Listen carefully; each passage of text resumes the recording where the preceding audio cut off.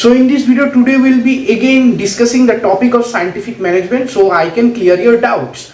So scientific management means replacing the traditional method with that of the modern technique. Scientific management also involves using of science in management. मतलब scientific management का यही focus है कि जो traditional methods है उसको मतलब एकदम पीछे छोड़ के मॉडर्न टेक्निक्स को मतलब अपना लेना ताकि ऑर्गेनाइजेशन और जल्दी डेवलप प्लस गोल अचीव कर पाए. फॉर एग्जांपल सोच लीजिए 1920s के ज़माने में वो जो कंपनीज में अकाउंटेंट्स रहते थे ना, उन लोग को जैसे profit and loss account, balance sheet या जर्नल्स में जो डेबिट क्रेडिट या किसी चीज़ में एक जैसे प्रॉफिट एंड लॉस में कौन सा प्रॉफिट में जो आइटम्स है कौन सा लॉस में, ये सब उन लोग को मैन्युअली मतलब लिख लिख के करना पड़ता था. उन लोग के पास कोई ऑप्शन नहीं था, इसलिए उन लोग को चार्ट दिया जाता था, कॉपी में वो लोग लिख लिख के सब कुछ करते थे. और इसमें टाइम भी बहुत इन्वेस्ट होता था क्योंकि तब टेक्नोलॉजी इतनी हाई लेवल पे नहीं मिलती थी. उसके बाद जब फ्यूचर में टेक्नोलॉजीज मिलनी शुरू हुई तब क्या हुआ, मॉडर्न टेक्निक्स यूज हुआ, कंप्यूटर्स डेवलप हुए, साइंस का ऑर्गेनाइजेशन में इन्वॉल्व हुआ, तब से सब कुछ फास्ट हो गया है. अभी सब लोग वो जो कंप्यूटर्स में टाइप करते हैं ना, उन लोग का पहले से ही अकाउंट, डेबिट, क्रेडिट, पार्टिकुलर्स ये सब पहले से ही बना रहता है. तो क्या हुआ, टेक्नोलॉजी इंप्रूव हुई. इसी को कहते हैं scientific management. Means scientific management involves replacing of old techniques with that of the modern techniques. So now we'll be starting with the topic of what are the principles of scientific management. So पहला point है replacement of old thumb method. In an organization, scientific management stresses the need that there should be a difference between the planning and the execution of plan.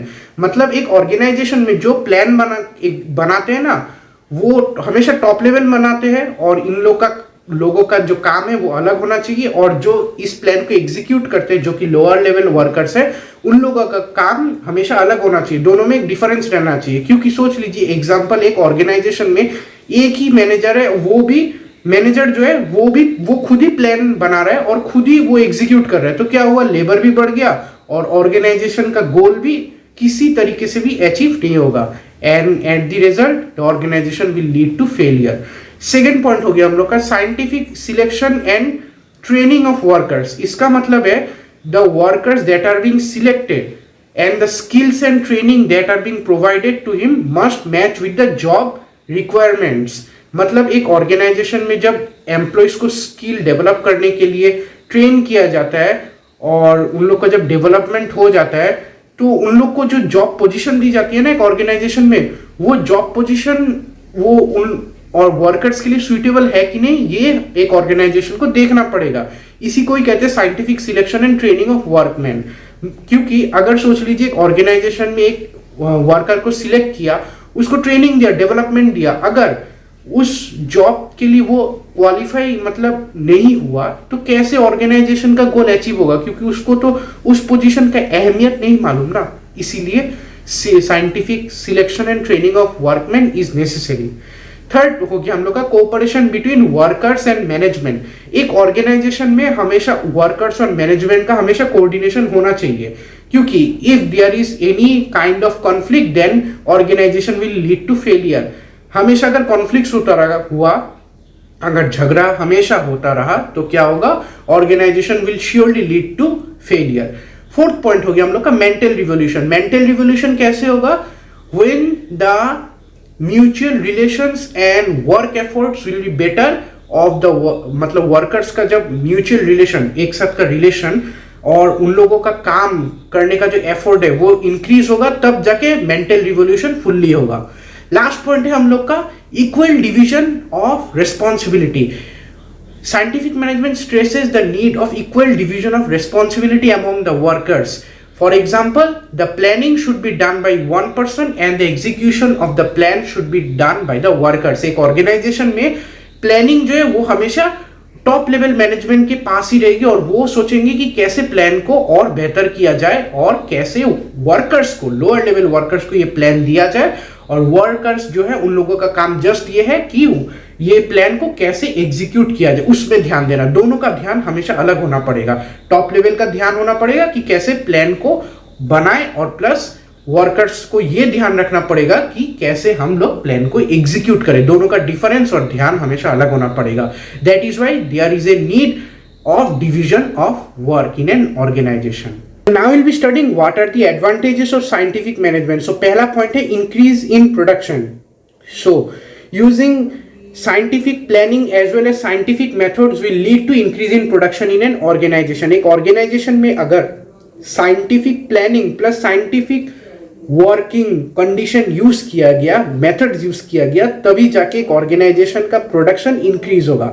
Second point है reduction in cost of production. Scientific management stresses the need for reducing the wastages of an organization. अगर wastage कम हुआ ना एक organization का, तभी जाके cost of production हमेशा रिड्यूस होगा. थर्ड पॉइंट हम लोग का better quality products. Scientific management stresses the need of using better quality products with the standardization method. Standardization मतलब है क्वालिटी जो है प्रोडक्ट का वो हमेशा स्टैंडर्ड का हिसाब से रहेगा. कोई अनस्टैंडर्ड प्रोडक्ट यूज नहीं होगा एक ऑर्गेनाइजेशन में, क्योंकि अगर एक अनस्टैंडर्ड प्रोडक्ट यूज किया गया ना ऑर्गेनाइजेशन में, तब जाके क्या होगा, क्वालिटी तो बेकार हो जाएगी फ्यूचर में प्रोडक्ट्स का, प्लस वैल्यू भी कमता रहेगा और organization will surely lead to failure. Next point है हम लोग का mutual corporation between workers and management. मतलब एक ऑर्गेनाइजेशन में वर्कर्स और मैनेजर्स का कोऑर्डिनेशन मतलब रिलेशन बहुत अच्छा होना पड़ेगा, तभी जाके ना ऑर्गेनाइजेशन फ्यूचर में गोल्स एक साथ अचीव कर पाएगी and with in A short period of time. Last point हम लोग का है proper selection and training of workers. मतलब जो मैंने कहा था पिछले पॉइंट्स में, scientific management stresses that the qualities of the workers much match with the job position. मतलब एक ऑर्गेनाइजेशन में वो जो वर्कर्स इन लोग का जो स्किल है, उन लोगों का जो स्किल है और जॉब की जो पोजीशन है, उन दोनों को मैच होना होगा. कैसे? अगर सोच लीजिए एक ऑर्गेनाइजेशन में एक वर्कर को रिक्रूट किया गया और उनका जो स्किल है वो जॉब के लिए जो स्पेसिफिक जॉब है उससे मैच नहीं खा रहा है, तो क्या होगा, ऑर्गेनाइजेशन में जो सिलेक्ट हुआ उसका कोई काम नहीं रहेगा ऑर्गेनाइजेशन को गोल अचीव कराने में, क्योंकि उसका जो स्किल है it is useless for the job of that position. So now will be discussing what are the disadvantages और the limitations of scientific management. So पहला पॉइंट हो गया हम लोग का speeding up of workers, which means workers feel that they are being forced to work more harder and with more speed in achievement of their goals. मतलब एक organisation में वो जो वर्कर्स है उन लोग को लगता है कि उन लोग को हद से ज्यादा फोर्स किया जा रहा है कि वो और जल्दी से जल्दी काम करें ताकि गोल्स बहुत जल्दी अचीव हो. इससे क्या हो रहा है, वर्कर्स डिमोटिवेट होते जा रहे हैं दिन ब दिन. नेक्स्ट पॉइंट हो गया हम लोग का मोनोटोनी. मोनोटोनी मतलब अंडर प्रेशर डिप्रेशन में आ जाना. मतलब workers are getting monotonous because they are force to work with their fullest capacity.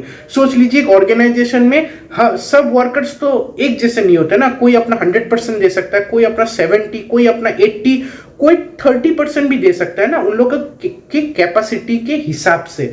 अगर सोच लीजिए एक ऑर्गेनाइजेशन में उन लोगों को सभी को बुलाया गया, प्लस एक मीटिंग सेट की गई और सभी लोग ने अपना 100% देने का कोशिश किया, कोई लोग अपना 100% दे नहीं पाए, तो क्या होगा, उन लोग को अंदर से एक बुरा फील आएगा कि मैं इस ऑर्गेनाइजेशन में रहने के लायक हूं कि नहीं. तो क्या हुआ, डिमोटिवेट हो गए वो लोग. That's leads to monotonous activities. Third point हो गया हम लोग का unemployment. Unemployment means in an scientific management the workers are made to use their fullest capacity for the achievement of their goals. इससे क्या हो गया, उन लोगों का जो अंदर जो मैन पावर का जो रिसोर्स है उसको फुल्ली यूटिलाइज करके सभी गोल्स को अचीव करने में लगा दिया. एज ए रिजल्ट उस ऑर्गेनाइजेशन में क्या होगा बोलो तो, वो जो वर्कर्स है बाहर से जो रिक्रूटमेंट प्रोसेस होता है ना, कि वर्कर्स मतलब अभी कम हो रहे हैं, हम लोग को ज्वाइन करवाना है और वर्कर्स को, वो कम होता जाएगा एंड अनएम्प्लॉयमेंट बढ़ता जाएगा, क्योंकि वो जो प्रेजेंट वर्कर्स जो है ऑर्गेनाइजेशन में काम कर रहे हैं उन्हीं से फुलेस्ट कैपेसिटी लेके गोल्स अचीव करवाया जा रहा है. एज ए रिजल्ट कोई वर्कर्स की और जरूरत ही नहीं है ऑर्गेनाइजेशन में एंटर करने की. एज ए रिजल्ट अनएम्प्लॉयमेंट भी बढ़ रहा है दिन ब दिन.